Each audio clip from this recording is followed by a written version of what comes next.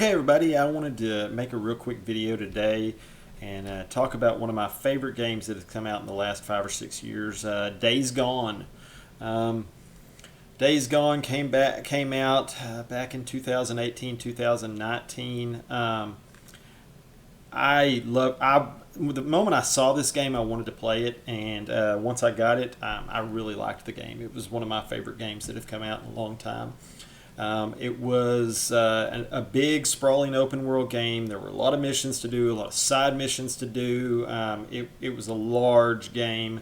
It made by Ben Studios. It was a Sony exclusive. The game actually sold really good too. The reviews weren't great on it, but I've sat here hoping for the last few years that they would make a sequel to Days Gone because they did kind of leave it on a cliffhanger. Just a real quick kind of go over a review of the game. In the past, when I played it, I noticed a few things. The game had great characters. The characters were amazing. Deacon St. John was a great character in this game. His wife played a really good character. Boozer was amazing in this game, and all of the people at all the camps. For the most part, there was a few that I wasn't a big fan of. Kind of the main villain was really good. The zombies were pretty good. I really liked a lot of parts of this game. My favorite part was getting into the hordes, especially the smaller horde. The bigger hordes, it was tough. There's no doubt that it was really tough when it came to the bigger hordes. But it was fun because you had to kind of figure out ways around it. You know, are you going to set up traps here? Are you going to use your big Molotovs here? So it was really, really cool. But when the reviewers came out, they put this game out. This game was delayed for a couple of years anyway. When they put the game out, initially it was very buggy. Number one, it was the shooting. The shooting felt off in it. You know, when I first started playing, I was like, man, the shooting sucks in this game. One thing I did come to appreciate after a while, though, it almost felt more realistic than a lot of these other games where, man, you're going to shoot exactly on where you're at every time. Perfect shot. It almost felt more like what would happen if I actually had a gun and was shooting zombies. I don't know really how to explain it, but to me it felt very realistic. So while the shooting was bad, I kind of felt like that was a little bit of a part of the game's charm. Like I say, the critics didn't like it. It was another issue with it. I almost felt like they could have taken that first game and made two games out of it, you know, or made a game and then like kind of a mid-sized DLC, almost a full-time game type DLC, kind of like they did with Lost Legacy. Made a second game out of that. Once you get through with about the first 3/5 of the game, you move on, or maybe just a half. You move on to a completely other place, you know, looking for his wife. The story was the zombie outbreak came out. Nobody really knows how it happened at the time. There's these camps set up.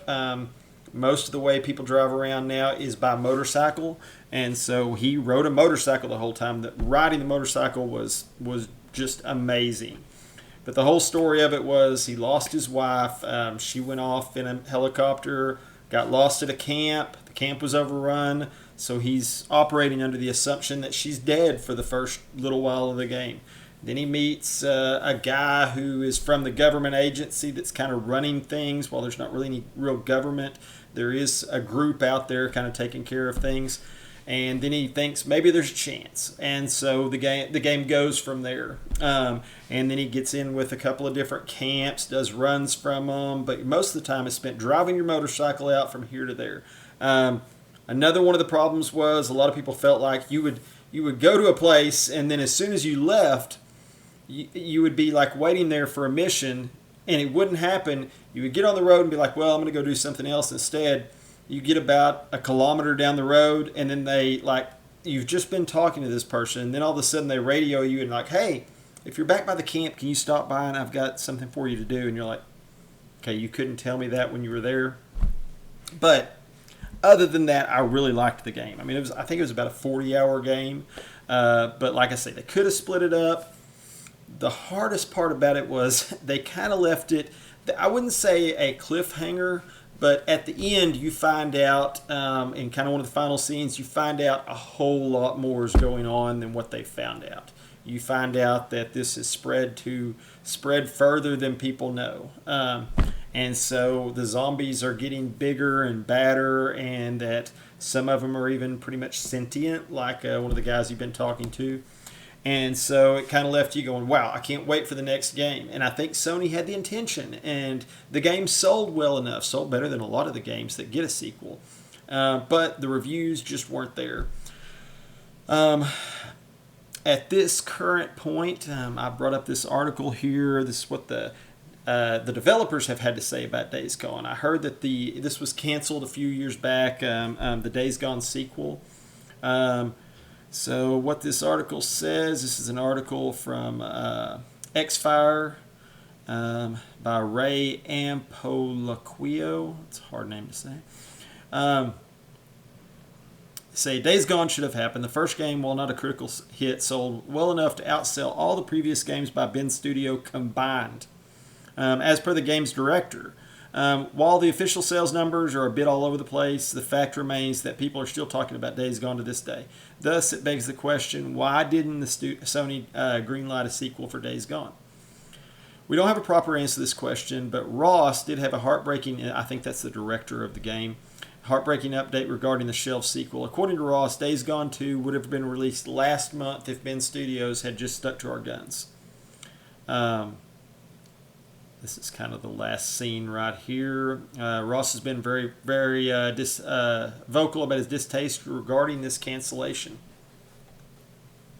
Previously, Ross encouraged fans to sign a petition to have Days Gone sequel made just as the PC version was about to come out. Now, I have not played the PC version yet. I may have to get that because I've just played it on PlayStation 4. Ross has discussed in length why he thinks the sequel never got made and probably never will. He even lashed out at the woke reviewers for the average critical reception of the game, which, as per his earlier claims, sold more than 8 million copies on the PS4 before selling a few million once more when it came out on PC. I think what they're talking about the woke reviewers there, a lot of people didn't like the whole motorcycle culture thing that came out about it. They thought the story was kind of a little bit of a damsel in distress story, but I really thought it was kind of a hero's journey that Deacon took in this. The character development was great in this game in my mind, for Deacon, especially for Deacon and for Boozer. Days Gone has a 9 out of 10 rating on Steam, and modders have breathed new life into it over the past 2 years. It might never get a push from the community, to get a sequel, but the numbers should have made sense for Sony. 9 out of 10 rating from the actual people that are playing it is really good. Let's go back down here. One of the other things that they talked about here is that a lot of the Ross, a lot of the other people that were big time working on this game have moved on at this point, and so they're not really a part of Bend Studios anymore, which could be another reason why it didn't happen. But the other thing I wanted to talk about is that Days Gone could be getting a TV series, and so we're looking in the next few years. Now, I have not found an article about this in the last year. They were talking about Sheldon Turner writing this. They will now, in my mind, if you actually do a TV series of this, Sam Witwer played Deacon St. John. The guy's still young enough to do it. He would be great to do that. But I did hear that they were in talks with Sam Heughan, who is the guy who's the star of Outlander. I really like him. I like the show Outlander. I think he could definitely pull it off. I think it would be interesting to see him go in there and kind of take over the biker persona. I would prefer Witwer, but Sam Heughan would be a great number 2 for that. I'm not sure where this is in development, if they're still making this TV series. I think it could be a really good TV series.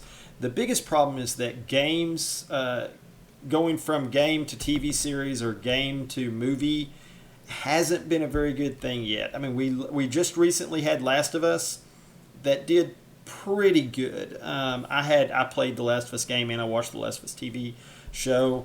I liked it overall. I thought there was some really slow episodes. There weren't many zombies. It was competently done and it was interesting, and they didn't make as many changes as I thought they would make. But you also have other ones out there like Halo. I didn't watch Halo, but everyone I talked to said Halo was just trash. It was just really bad. A lot of these that they try to make over just don't really work. The recent Tomb Raider, it just wasn't great. It was fine. It was serviceable. But a lot of these that they try to make into it. I'm a huge Uncharted fan. That's probably my favorite game series. The Uncharted movie, I liked it, but in my mind, it was kind of like a sister to Uncharted. It was good, but those were not, Sully and Nathan Drake and all those people. So, while I liked the movie, it wasn't Uncharted. It would have been great if it had a different name. I think it would have actually done better. But as far as Days Gone 2, at this moment, it doesn't look like we're going to be seeing something. But maybe a TV show will get made, and that TV show will do so good, they'll be like, hey, let's go back to the drawing board and come up with Days Gone 2. So I would say at this point we can hope, but I wouldn't put your expectations that high as far as this goes. But overall, Days Gone was great. If you haven't played it, you really, really should. This game, in my mind, was great. I have not actually talked to anyone personally that played it that didn't just love the game. But that's all I have for right now. If you like this video, please like, comment, subscribe. I'll be back about 4 or 5 times a week with more videos. You can also find me over on TikTok under Crowdean as well. But that's all for now. Thank you.